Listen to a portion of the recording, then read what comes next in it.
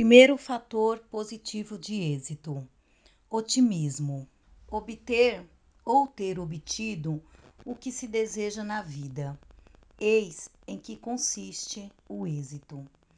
Com efeito, se uma pessoa deseja possuir casas ou fazendas e o consegue, terá obtido êxito. Se outra desejar pintar quadros e consegue, depois de longos e penosos esforços, pintar bem, também obteve êxito. Se uma terceira pessoa deseja o poder e é nomeada chefe de um departamento, igualmente obteve êxito. O mesmo acontece com o homem que deseja ser erudito e respeitado por seus conhecimentos. Por força, o êxito depende do que a pessoa deseja, e embora todos desejem diversas coisas, concluímos que o êxito é algo muito relativo. Existe muita gente feliz e realizada que passa despercebida. Estão realizando algo também. Alguns varredores de rua são felizes e alguns milionários não o são. O êxito não pode ser definido exclusivamente em termos da fama. Pertence ou pode pertencer a todas as pessoas. Uma definição correta do êxito depende, em grande parte, da maneira de pensar do indivíduo. Há quem afirme que o que vale não é tanto o que o homem pensa, mas o que faz. A grande maioria, entretanto, proclama que o êxito não é senão uma questão de pensamento. Pense com suficiente intensidade e o êxito será a sua recompensa. Pense no êxito e o êxito virá às suas mãos. Concentre-se na ideia do êxito e terá êxito. Esse tipo de pensamento é falso? É certo? Os que sustentam tal teoria afirmam ter bons motivos em fundar suas asserções. Afirmam, inclusive, que podem indicar certos princípios psicológicos já estabelecidos com base nos seus ensinamentos. De algum modo, estão certos. A verdade, no entanto, é que edificaram seu edifício com base na sugestão. Realmente, um mero pensamento de êxito ajuda a obter o êxito, embora não o produza. O êxito necessita uma sugestão correta, e embora essa verdade não interesse ao velho comerciante ou a uma senhora já idosa, pode ser bastante útil a milhares de jovens que a esta hora estão sonhando com o êxito. O indivíduo que teme sente necessidade de justificar os seus temores. O futuro é um livro fechado e o temor mantém o indivíduo agarrado ao presente. Por algum motivo, existe um medo instintivo do futuro e essa incerteza assusta. O jovem, principalmente, considera o êxito como algo exclusivamente do futuro. Acredita já ter direito de temer o que está por vir. Foge das previsões relacionadas com seu futuro. Justifica seu temor dizendo que podem sobrevir imprevistos, que pode adoecer, que os inimigos podem cortar-lhe as possibilidades, que um acidente pode inutilizá-lo, que o fogo pode destruir tudo que tenha conseguido acumular, que existe muita concorrência para o seu negócio, que uma depressão econômica pode afastar sua única possibilidade de êxito. Recusa sempre aventurar-se mais um pouco e prefere andar à volta de si mesmo e esperar que as dificuldades lhe golpeiem. É irracional temer o futuro, porém o indivíduo assim procede. Defende o seu ponto de vista, mostrando uma série de razões que o justificam. Assim, tarde ou cedo, acaba acreditando em suas próprias razões. A repetição constante de uma justificativa é algo sumamente perigoso. Entretanto, é fato comprovado que no setor dos negócios, a repetição constante de um anúncio acaba convencendo, mesmo que o leitor seja, no princípio, contra o produto anunciado. O mesmo princípio rege quando oferecemos uma fraca desculpa para não nos aventurarmos em uma nova tarefa. Pela simples repetição da desculpa, acabamos por acreditar nela. Quando se chega a esse ponto, somos incapazes de ajudar-nos a nós mesmos. Estamos então ligados irremediavelmente a algo perturbador ou deprimente. A mente está como que aprisionada. O único remédio nesses casos é não aceitar ajuda exterior ou de outras pessoas. Só uma explosão interior pode sacudir nossa mente, libertando-a da opressão. A maior parte dos homens subestimam a sua capacidade. Poucos, bem poucos mesmo, adquiriram a confiança em si mesmo, o que lhes dá força para enfrentarem corajosamente todas as dificuldades.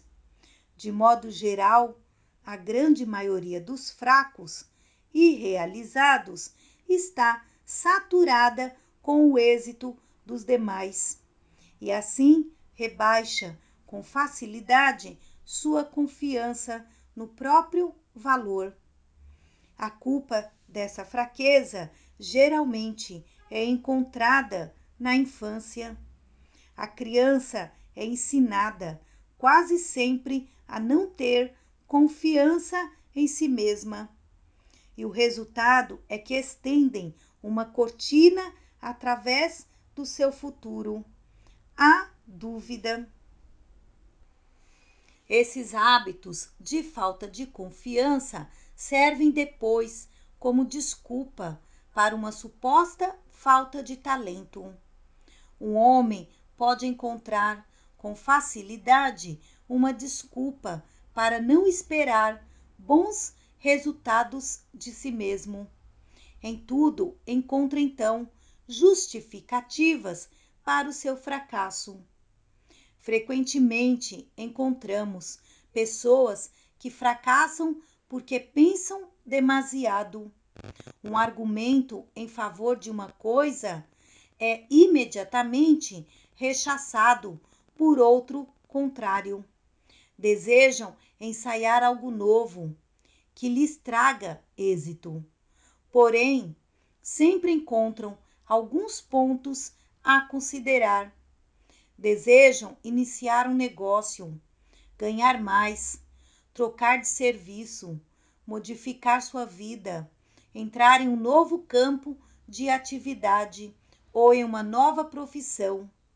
Porém, temem aventurar-se, porque se encontram aprisionados pelo pensamento do medo. Sempre que se dispõem a lançar-se à luta, encontram uma desculpa para adiar a decisão. Nunca agem com firmeza e rapidez. de tal maneira se dedicam a pensar que acabam arrasando muitas vezes grandes possibilidades de sucesso. Como deve, então, o homem considerar suas esperanças de êxito?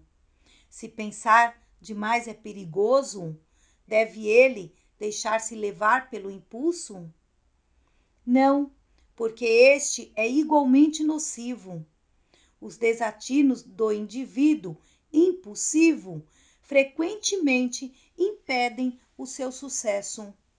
Quando uma pessoa espera o êxito, não atua de maneira impulsiva. A atitude de confiança para o êxito funciona mais pela cabeça do que pelo coração. O homem deve preparar sua mente para o êxito através da sugestão, através de atitudes que podem ser adotadas com respeito ao futuro. Pode olhar adiante com indiferença, com pessimismo ou com otimismo. Cada uma dessas atitudes obedece à sugestão. O indivíduo pode argumentar consigo mesmo que o melhor é assumir uma atitude indiferente frente à vida, visto que ele nada conhece sobre o futuro. De fato, se uma pessoa é indiferente sobre o seu futuro, nunca ficará decepcionada. A indiferença, entretanto, é uma forma de sugestão. Quando uma pessoa tenta justificar sua indiferença pela lógica, de modo geral, procura uma falsa desculpa para essa atitude. O estado de indiferença existe muito antes que se procure justificá-lo pelo raciocínio ou pela lógica. O certo é que esse estado ou atitude deve ser combatido para que o indivíduo possa progredir. A sugestão é que faz com que a indiferença seja difícil de ser removida. A aceitação da indiferença como coisa natural é algo que existe profundamente na natureza humana. Quando o indivíduo raciocina nesses termos, encontra mais facilidade para eliminá-la. E essa atitude deve ser eliminada para que o indivíduo possa progredir. O sucesso não chega para o indiferente. A oportunidade não é algo independente da mente. Sempre está relacionada com ela e depende da sua atitude. Uma perspectiva que se ofereça a uma mente indiferente não é uma oportunidade. Não é nada simplesmente. A metade da oportunidade é o que existe na mente do indivíduo. Uma pessoa indiferente não pode ter oportunidade. Pode alcançar o êxito por coincidência, devido a algo que impulsiona seu caminho. Na maior parte das vezes, entretanto, ele mesmo destrói suas oportunidades de fazer de sua vida um êxito. Sua mente está desorganizada. Conclui-se daí que é sempre melhor um plano em mente do que não ter nenhum. Um plano ou propósito é a única coisa capaz de coordenar o gasto de energia e organizar a mente. Sem um plano ou diretriz, a mente não pode organizar-se, pois essa organização é condição essencial de progresso. A mente das pessoas indiferentes falta uma planificação e dessa forma dificilmente o indivíduo pode alcançar o êxito. O caminho do sucesso exige que o indivíduo defina um rumo, escolha um objetivo a ser alcançado, uma diretriz, uma orientação certa. Quem não tem orientação não pode ter ímpetos de subir. Quem não sabe para onde vai, acaba procurando um lugar cômodo, deixando passar as horas, os meses, os anos, sem variar sua atitude passiva. Uma pessoa indiferente não pode sentir impulso, nem decisão para chegar às outras situações ou condições. Uma pessoa só se dispõe à luta depois que define bem o rumo a seguir, divisando claramente a perspectiva da estrada a percorrer, sabendo o ponto em que deve chegar. Sente em si mesma o entusiasmo que leva às grandes realizações.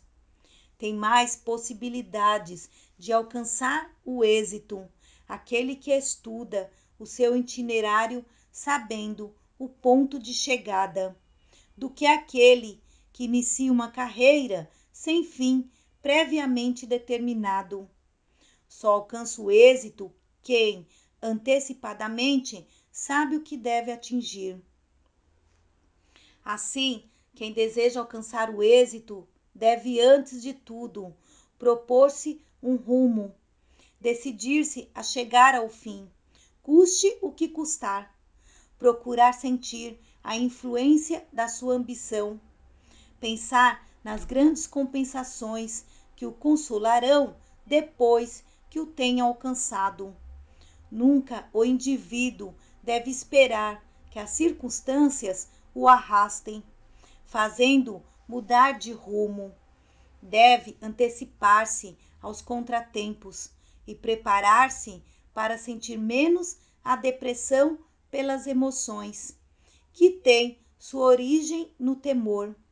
Deve preparar-se para enfrentar tudo, tanto as adversidades como as coisas agradáveis, nunca se esquecendo de que a vida compreende uma série de experiências variadíssimas, mas todas elas repletas de ensinamentos. Toda experiência vale a pena. A grande maioria, no entanto, está sempre a projetar e sempre no ponto de partida, desperdiçando diariamente oportunidades, renovando promessas, propósitos e intenções, nunca chegando, entretanto, à realização dos desejos. Quase todos esperam oportunidades, esquecidos de que só vencem aqueles que se dedicam a explorar possibilidades. E nunca vencem. Outros, os triunfadores, os donos do êxito, põem de lado a indiferença, deixam as comodidades e o conforto, procuram o progresso, o melhoramento, desafiando as contingências. Geralmente, a oportunidade não chega quando a esperamos. É necessário que o indivíduo parta para outras direções em busca dos meios para a conquista das possibilidades do êxito. E isto não é possível ao indiferente. O homem tem que lutar, tem que se esforçar, tem que fugir da rotina e da imitação, tem que empregar seus próprios recursos e se empenhar para arrebatar da adversidade o seu prêmio. Tem que avançar com passo firme para a conquista do que mais ambicione na vida.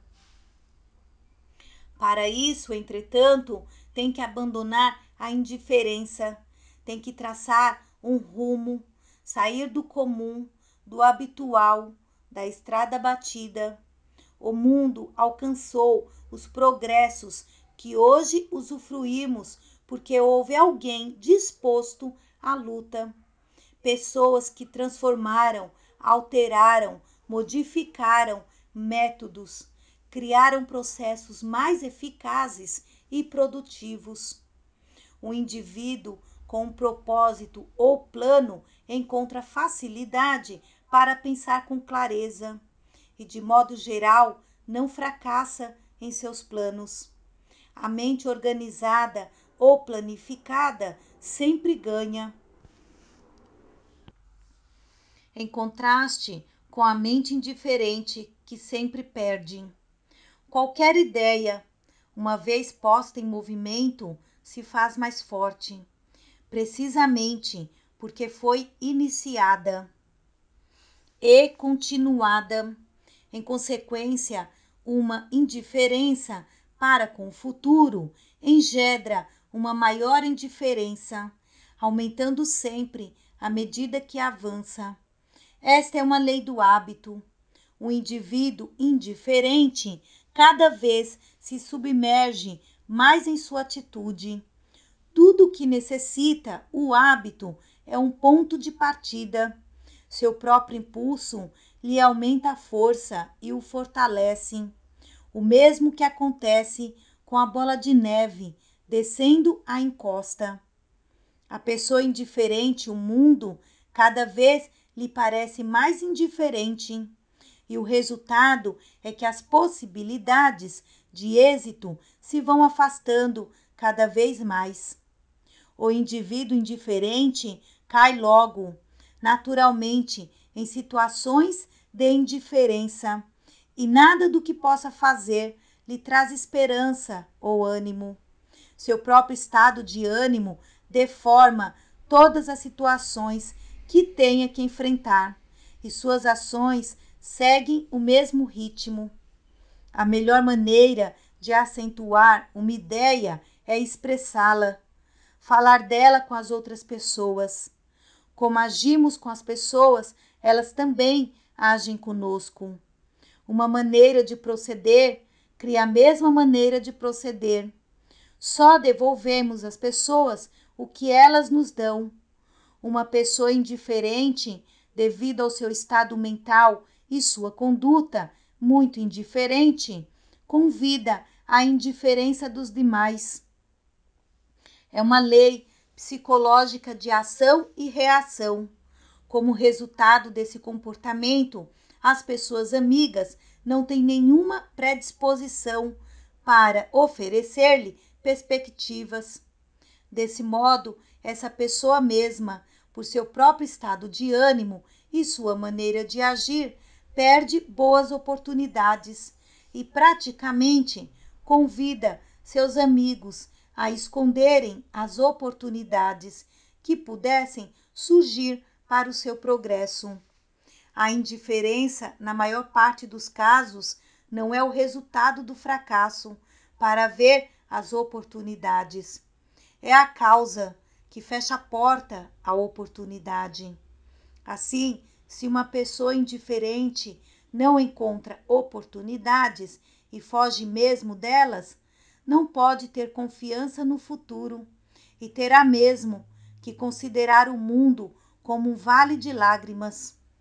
Assim, sua indiferença se transforma em pessimismo, que nada mais é do que uma questão de má sugestão, a sugestão do medo.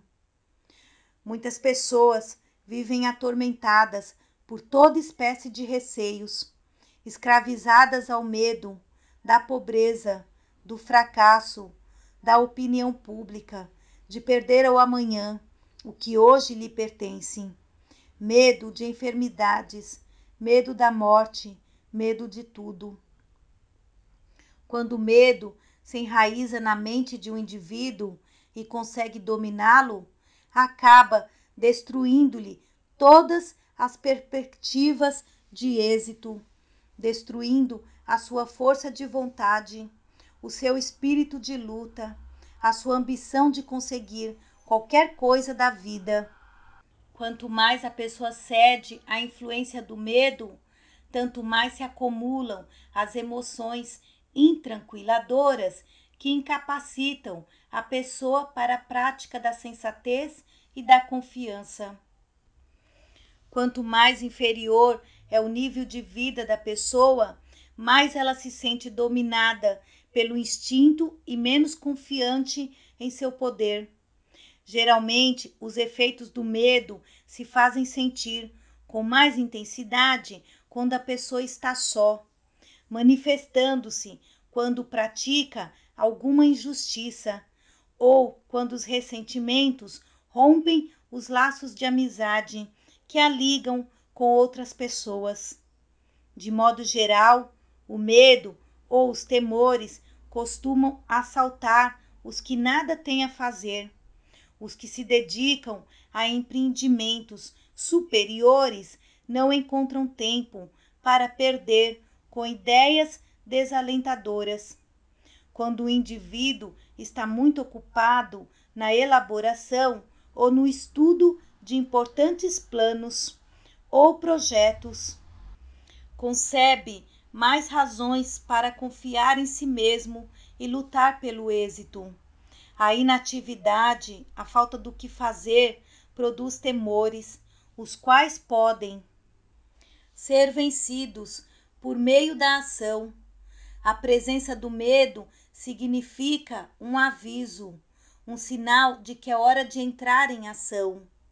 Afirma-se, de modo geral, que os fracassos tornam uma pessoa pessimista. Não acreditamos nessa assertiva. A um fracasso segue-se naturalmente o desalento. Porém, esse estado de ânimo não pode ser considerado pessimismo. Nas pessoas desanimadas encontramos, pelo menos, um grande desejo de procurar o êxito e o progresso, bem como a esperança de melhores perspectivas. O indivíduo, tomado de desalento, vê que na vida há algo que vale a pena. O pessimista, pelo contrário, não sente nenhum desejo de progredir e também não alimenta qualquer esperança de boa sorte futura. Para ele, nada exista que vale a pena viver. Assim, encontramos grande diferença entre desalento e pessimismo. O pessimismo é, antes de tudo, uma questão de temperamento e a sugestão se baseia nele. Com frequência, o pessimista não tem um fracasso ou transtorno real que justifique o seu estado de ânimo.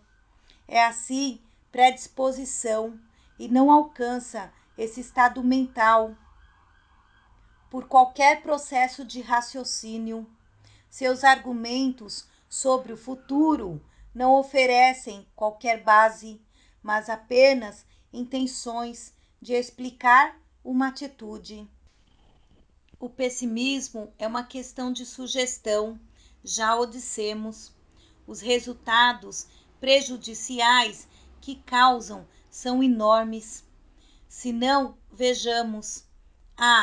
As oportunidades ficam como que bloqueadas, como no caso da indiferença, criando obstáculos para o êxito, pois sua mente fechada às perspectivas não consegue vê-las quando aparecem.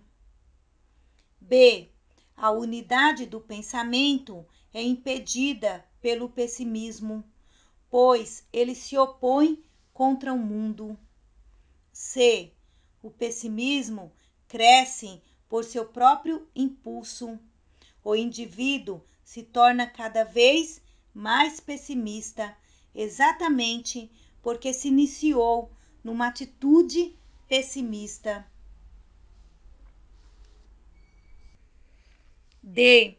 O pessimismo conduz inevitavelmente à conduta pessimista, devido ao efeito automático da sugestão, que por sua vez acentua o pessimismo. Assim, mata todo entusiasmo, rebaixa a capacidade do indivíduo, dá lugar a um esforço e uma tensão do sistema nervoso, predispondo o indivíduo a sempre injuriar, censurar e etc. Dessa forma, e partindo do princípio de que a mente funciona como uma unidade, estará violentando a natureza. Estará constantemente dissipando energia com seu humor agressivo. A natureza, entretanto, cobra um preço alto por essa atitude. Essa perda de energia se reflete na saúde, com desagradáveis consequências. Logo surge a fadiga. O pessimista arruína, por seu próprio esforço, todas as suas possibilidades de êxito na vida. Nenhum chefe de organização aceita um pessimista para dirigir qualquer dos seus departamentos. O pessimismo convida ao pessimismo. Aqui nos encontramos com uma velha lei psicológica de atração, o pessimismo atraindo o pessimismo. Esse estado é tão contagioso como qualquer outro estado de ânimo. Por cortesia ou por não querermos ser rudes, conversamos com o pessimista, lamentamos com ele e, quando menos o esperamos, estaremos compartilhando do seu estado de ânimo. É aconselhável, portanto, se tivermos que lidar com pessoas dessa espécie, tomar todo o cuidado para não nos envolvermos com seus problemas. Assim, estaremos evitando aborrecimentos futuros. A atitude correta que uma pessoa deve tomar é cultivar o otimismo sadio. O indivíduo indiferente não encontra qualquer base para justificar a sua posição. O mesmo acontece ao pessimista, ambos submergindo cada vez mais no abismo que eles mesmos criaram. O pessimista é um indivíduo a quem falta confiança no próprio valor, não crê nas suas próprias forças e repele sempre a ideia de que pode realizar o que passa dos limites do habitual, do comum. Não admite que seja capaz de levar a cabo o que exija preparo habitual. Não enxerga longe e, quando enxerga, faz questão de ver tudo carregado com as cores negras do pessimismo. Não compreende que, com alguns esclarecimentos, um pouco de estudo e ambição, um pouco mais de esforço, lhe seria possível superar os limites atuais e abrir perspectivas amplas na vida. Quando falham suas tentativas para melhorar de posição, limita-se a dizer: não tive sorte, e se submerge na tristeza, sem procurar a origem das suas desventuras, sem procurar a causa real da sua falta de sorte. O indivíduo indiferente não encontra qualquer base para justificar a sua posição. O mesmo acontecendo ao pessimista, ambos submergindo cada vez mais no abismo que eles mesmos criaram. A atitude otimista parece assim ser a única coisa que vale a pena ao homem desenvolver. Em grande parte, o otimismo é também uma questão de sugestão. Aqueles que são facilmente otimistas o são por natureza e podemos classificar essa atitude como uma tendência. Pode-se dizer que a prosperidade favorece o otimismo. Evidentemente, os bons negócios fomentam um bom humor. Porém, se a disposição pessoal é indiferente ou pessimista, os sentimentos de prosperidade talvez sejam somente superficiais. Ao menor sinal de angústia, o homem próspero pode cair de novo em seu estado de ânimo anterior. Se às vezes a prosperidade chega ao indiferente ou ao pessimista, isto acontece não como uma recompensa pessoal, mas como algo vindo apesar do estado de ânimo. A sociedade paga por ele. O indivíduo otimista obtém a confiança através de uma boa sugestão. Não sabe por quê, sente tanta confiança, tem fé em si mesmo, tanto em situação próspera como nas horas difíceis. A alegria e a esperança são seus dotes naturais. Nunca põe em dúvida sua própria capacidade. Pensa que é um direito seu esperar o êxito, e isto é tudo. Descobre e cria suas próprias oportunidades, pois o otimismo prepara a mente para ver a oportunidade. Se a indiferença ou o pessimismo escondem a oportunidade, o otimismo mostra a oportunidade. O otimismo é a condição mental que torna possível a oportunidade, porque esta é tanto uma situação mental como uma circunstância. O otimista pode criar a oportunidade facilmente, pois não acredita que o êxito seja um tesouro oculto em alguma caverna. Ele acredita no êxito, simplesmente. É interessante observar que o otimismo eleva a eficácia do homem sem ter em conta as circunstâncias. A mente e o corpo funcionam suave e harmoniosamente. O homem pensa melhor e com mais clareza quando está otimista. De fato, o funcionamento suave da mente e do corpo proporcionam satisfação, sensação de bem-estar, independentemente dos acontecimentos exteriores. Um homem privado de todas as vantagens materiais, estimulado por uma sensação de bem-estar, reconhece que, apesar de não poder contar com qualquer ajuda, a vida vale a pena ser vivida. O otimista, ainda que as circunstâncias que o rodeiam não sejam superiores às dos demais, naturalmente faz as coisas melhor que a pessoa indiferente ou pessimista, pois sua mente funciona melhor. Manter a mente ajustada, ainda que seja apenas para enfrentar as dificuldades cotidianas, é já uma justificativa para o otimismo. Se pode fazer melhor uma coisa sendo otimista, então vale a pena ser otimista. O otimismo enfoca as energias da mente para um objetivo comum. Apesar das forças externas, atua como um coordenador dos diversos aspectos de mente e permite que funcionem em uma união muito eficaz. Se o pessimismo diminui a eficiência de um homem, o otimismo a eleva.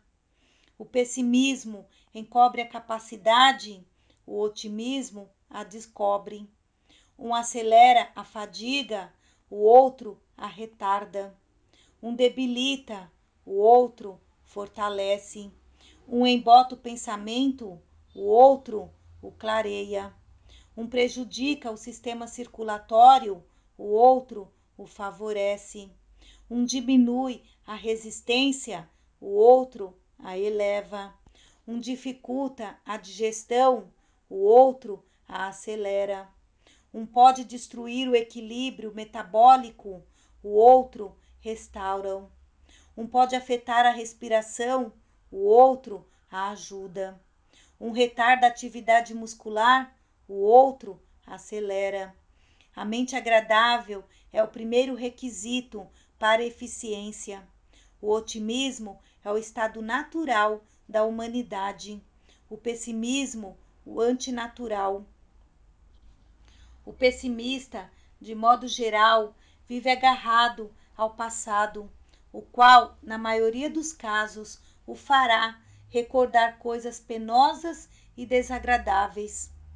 De modo geral, nossa memória é bastante viva para coisas deprimentes, mas muito deficiente para o que é agradável.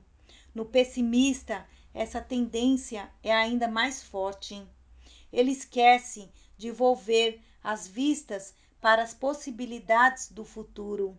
Esquece da necessidade de considerar o presente como algo agradável, como um período de progresso que está em marcha para condições superiores. Esquece que para viver melhor, o homem deve lutar com denodo para não recordar as passagens amargas do passado. Deve lutar para varrer da memória toda lembrança desagradável e animar-se com a certeza de que, se persistir em seu esforço, a situação se modificará. Quando o indivíduo olha para o futuro, confiante e firme, sente uma resolução mais forte para lutar. Sua mente concebe ideias mais luminosas, descobre oportunidades mais promissoras e surge a energia que leva a grandes empreendimentos. Todas as promessas, todo o êxito almejado e todas as condições necessárias para a felicidade estão armazenadas no futuro, e é através de uma atitude otimista que o indivíduo alcança a realização de todas as suas esperanças.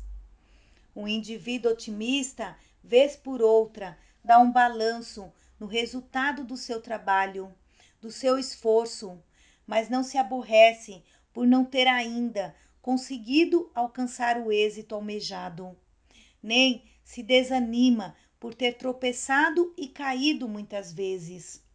Sabe que pensar nos escassos resultados, entregar-se à lamentação, ao pesar, à tristeza, ao derrotismo, é perder tempo de forma lamentável e gastar uma energia preciosa. Pelo contrário, estuda os meios de encontrar soluções e compensações adequadas. Analisa as causas do que parece prejudicar e anima-se no propósito de prosseguir no esforço até conseguir vencer a crise. É necessário compreender que o pensamento existe para auxiliar o homem e não para o desanimar. Sua função é essencialmente iluminadora. Quando o homem se desvia do caminho certo, é porque não pensou acertadamente e muito menos com finalidade construtiva.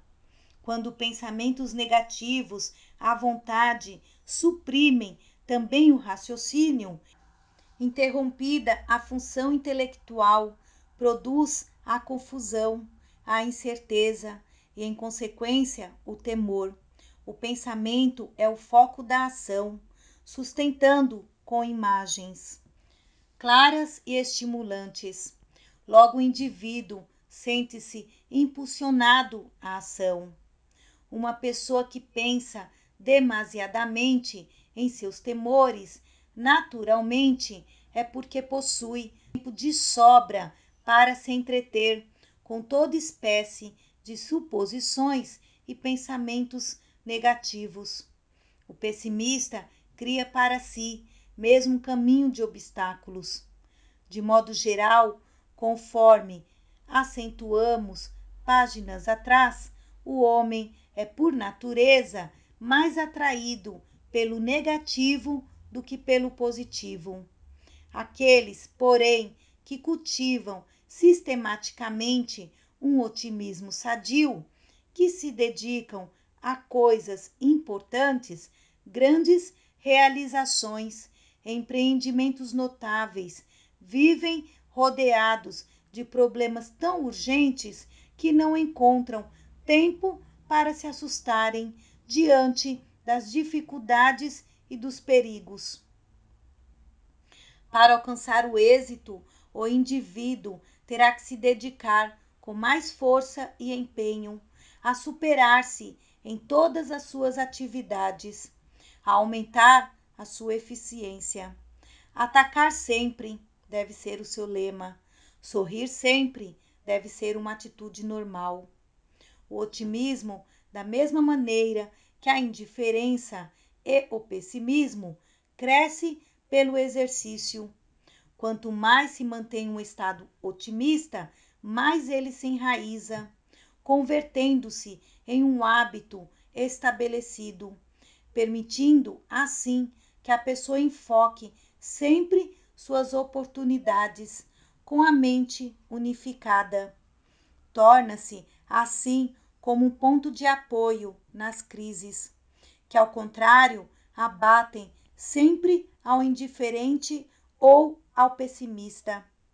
O otimista alcança o êxito porque só pensa no êxito. Esta expressão reage, por sua vez, sobre o seu estado de ânimo. Quanto mais otimista são as atitudes de um homem, tanto mais otimista se sente. Assim, está sempre disposto, em pensamento e ação, para enfrentar qualquer possibilidade.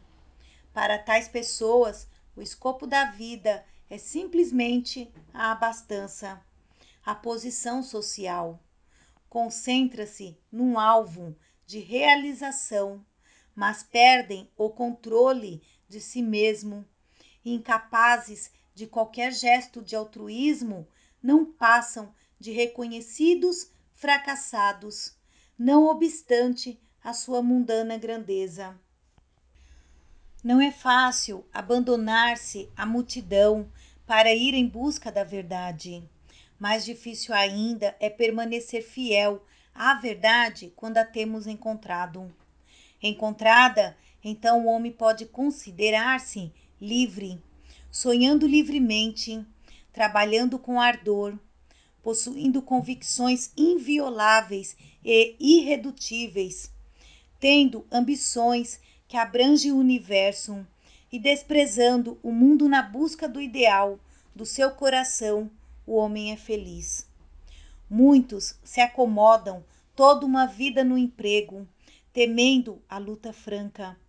É o caso de perguntar-se a tais indivíduos: de que tem medo? Medo de quê? Quase todos têm medo da dor, da pobreza, da solidão, do desgosto, da perda, do fracasso, da doença, do cansaço, da responsabilidade, da velhice e da morte. Entretanto, todos devem estar certos de que qualquer coisa que ponha à prova o seu caráter e a sua coragem chegará, mais tarde ou mais cedo, quer queiram, quer não. E a tragédia maior da vida é não se estar preparado para os acontecimentos que sobrevêm. A coroa do vencedor é moldada por uma crise e o destino tem uma sessão de emergência para elevar ou rebaixar os homens. Um homem deve estar preparado sempre para suportar a adversidade mais aguda, a prova mais dorida. O resultado de tal estado de coisas seria evidente. Nossa inteligência e nossas energias, debilitadas pelo nenhum esforço, não demorariam em se enfraquecer e desaparecer, seria o fim. Assim, pois o que é necessário é enfrentar-se os obstáculos com ânimo forte. Com o hábito, a luta para dominar cada novo obstáculo torna-se quase um prazer, porque aumenta gradativamente a potência do espírito e a força do caráter. Quando o homem passa a encarar a coisa dessa maneira, seus recursos cerebrais se ampliam, sua vontade se faz mais forte e tudo se torna mais favorável. Da mesma forma que o mundo ignora o indiferente e o trata como ele se trata a si mesmo, da mesma forma que o mundo foge do pessimista, ajudando mesmo a cair da escada, assim também o mundo empurra o otimista, o lutador escada acima. Põe-se mais coisas num bolso cheio do que num vazio. É o que a sabedoria popular diz do dinheiro que atrai dinheiro, ou os rios correm para o mar. De fato, o mundo está sempre disposto a ajudar o otimista. Ele é sempre procurado para chefiar comitês, preparar campanhas, encarregar-se de tarefas de responsabilidade, enquanto que o indiferente ou o pessimista permanecem de lado, perguntando a si mesmo por que são tão sem sorte. Os amigos tendem a fazer do otimista um homem de êxito, e é precisamente devido ao seu estado de ânimo que os amigos lhe ajudam a conquistar a fortuna e o êxito. Um homem pode chegar mais facilmente ao êxito comportando-se como um homem de êxito. Por efeito da lei da atração, sua mente otimista atrai a ajuda dos demais. A pessoa que encerra seu próprio futuro pessoal de maneira otimista é sempre beneficiada. O homem que busca o êxito traz consigo ou demonstra ter uma certa atmosfera simpática que inspira confiança aos demais. Essa atmosfera se traduz numa aparência calma, moderada, tranquila, de força e confiança própria. Seu poder de vontade é fortemente desenvolvido e manifestado. Ele impele, com seu otimismo, as pessoas a fazerem as coisas. É desse tipo de homens que fica atrás das coisas e as impulsionam para a frente. Quando a consciência íntima da individualidade dinâmica se manifesta numa pessoa, fazendo-a compreender a sua verdadeira natureza, sua vontade reagirá sobre os seus modos e aparência, fazendo manifestar-se nela o calmo, sereno e positivo ar de força e poder dos homens de êxito. Esse ar de força e poder é em si mesmo uma poderosa sugestão a outros, pois o mundo aprendeu a associá-lo ao poder e à habilidade. Há ainda uma outra força que se manifesta poderosamente no indivíduo que busca o êxito, a força do desejo. O indivíduo deve desejar fazer as coisas antes que as queira fazer. Essa força do desejo pode ser observada em toda a natureza e é inerente em tudo que chamamos energia da vida. É por essa energia da vida que a semente germina, a planta cresce, a célula se multiplica. É a essência da vida criadora, sempre manifestada pela natureza.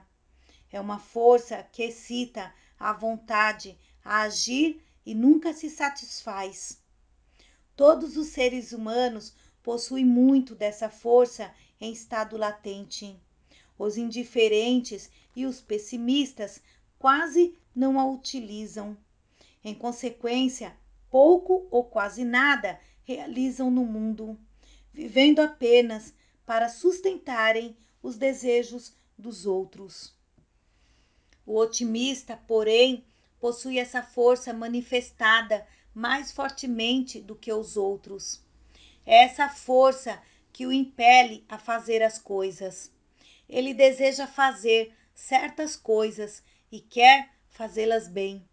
Deseja conquistar certos objetivos e seu desejo se torna uma força tão atraente, tão acesa, que desperta o desejo em todos que o cercam, ao mesmo tempo que incita sua vontade à ação. O contato com o indivíduo otimista faz sentir perfeitamente a força que emana dele. Desejando alguma coisa particularmente, ele se esquece das menores e procura atrair para si a coisa desejada, o êxito almejado. Realmente, o indivíduo dotado de um otimismo sadio atrai para si as coisas que deseja. Ele exerce sobre as coisas a ação de atrair e consegue realmente tudo o que quer. Seu desejo é qualquer coisa de muito forte que ele procura de qualquer modo satisfazer. Igualmente, sua habilidade se torna cada vez mais aguçada pela intensidade dos desejos. O indivíduo otimista é dinâmico e vive permanentemente em atitude positiva. Dessa maneira, torna-se como um polo de atração permanente que se manifesta a todos os que com ele se relacionam. Muitas vezes, o otimista ignora ou desconhece a razão da sua força. Contudo, sente que se acha em contato com algo que o auxilia e assiste e lhe comunica vigor e força dinâmica. Pode falar da sua boa estrela ou julgar-se especialmente favorecido pela providência. O fato é que ele deve todo o seu sucesso ao otimismo, que lhe dá a confiança própria e que se manifesta no seu ar de poder calmo e positivo. Estudiosos do assunto constataram que de todos os homens e mulheres em uma certa atmosfera, um certo ar é capaz de afetar tanto pessoas como coisas.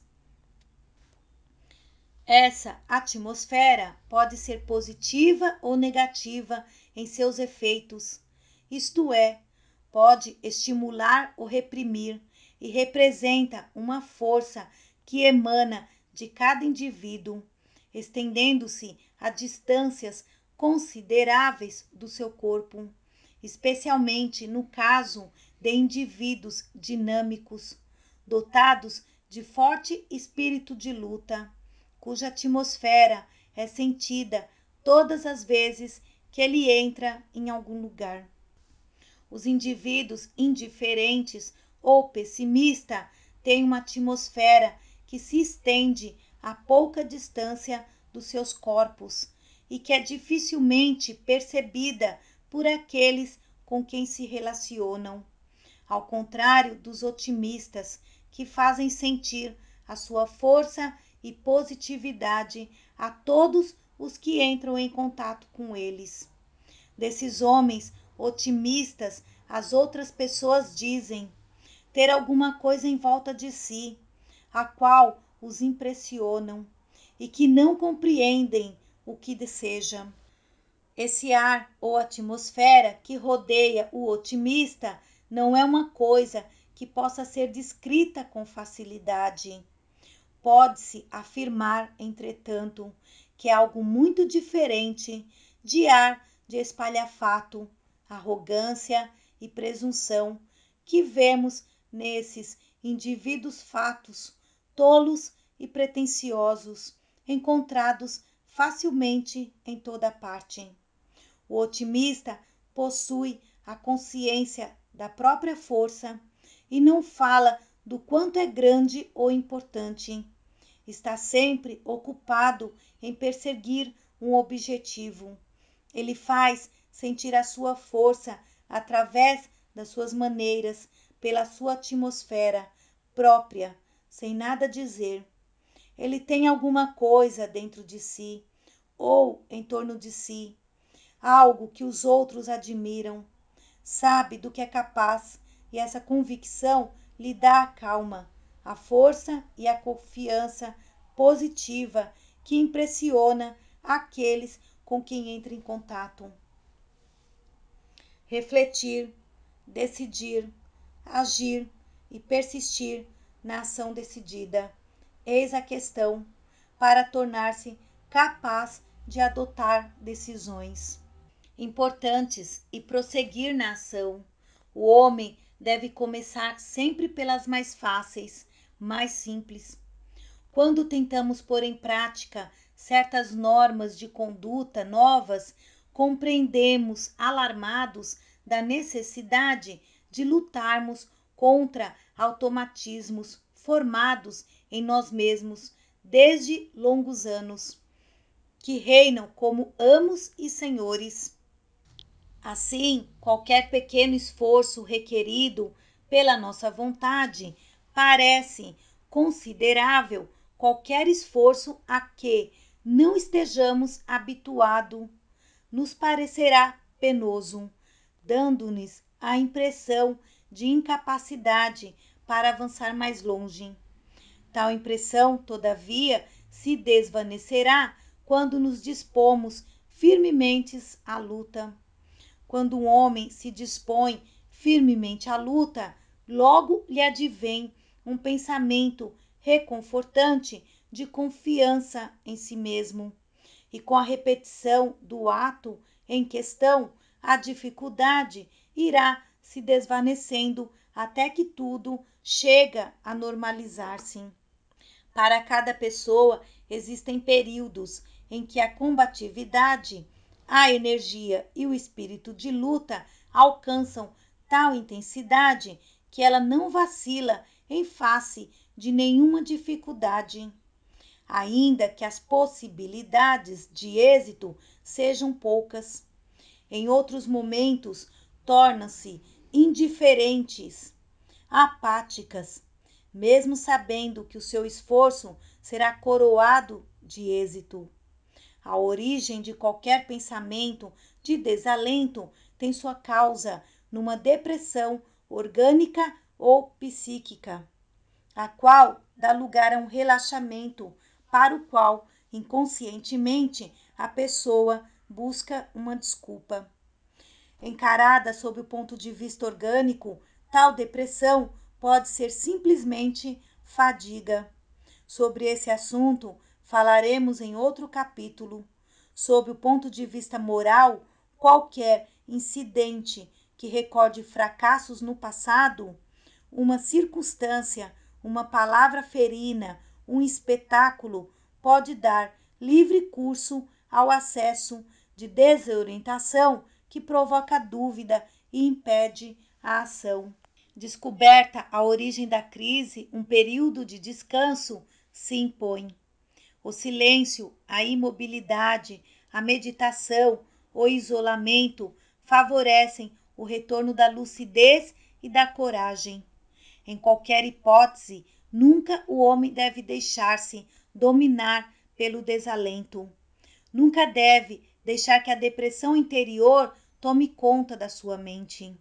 Persistir na luta, sorrir, analisar friamente a situação, eis como deve agir. Os esforços muito cedo serão coroados de êxito e terá ganho a batalha.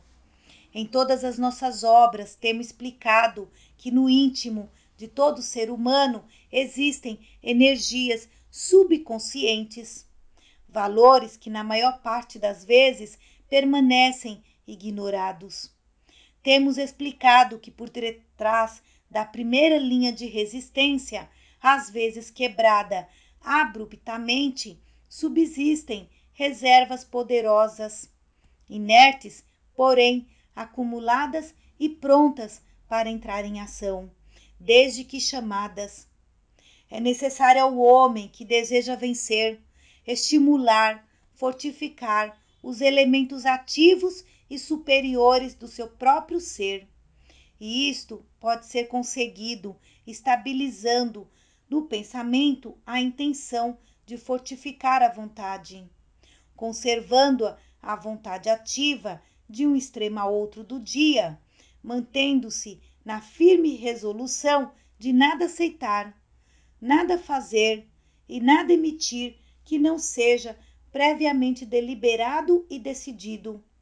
Considerar todo esforço como exercício atraente, manter a calma em todas as circunstâncias, prosseguir na execução do que estabeleceu e persistir em observar os princípios adotados, apesar de qualquer impressão, emoção ou sugestão contrária. Falamos nas 3 atitudes possíveis que um homem pode adotar com referência ao seu futuro. Cada uma dessas atitudes depende da sugestão. Porém, a indiferença e pessimismo obedecem a uma sugestão perniciosa. Como estado de ânimo defeituoso, a indiferença cria obstáculos à oportunidade, desorganiza a mente, cresce por seu próprio impulso, conduz a uma conduta indiferente e convida à indiferença. Como sugestão prejudicial, o pessimismo cria obstáculos à oportunidade, desorganiza a mente, diminui a vitalidade e a eficiência, cresce por seu próprio impulso, conduz a uma conduta pessimista e convida ao pessimismo. Como sugestão benéfica, o otimismo descobre e cria a oportunidade, organiza a mente, eleva a eficiência, cresce por seu próprio impulso e convida aos demais a favorecê-lo. Para vencer, o homem deve adotar deliberadamente uma sugestão benéfica, capaz de favorecer uma atitude otimista. É o único caminho que deve seguir se deseja preparar-se para o êxito. Não há outro. A razão e o impulso pouco ajudarão. Os que acham difícil esperar o êxito devem convencer-se de que é necessário primeiro estabelecer na mente a atitude otimista, através da sugestão. É necessário que o indivíduo aceite firmemente a ideia do êxito vindouro, que tenha fé, deve estar intimamente ligado ou relacionado com a ideia, manter afastado todos os pensamentos de fracasso, derrota e etc. E o êxito virá, sem qualquer dúvida.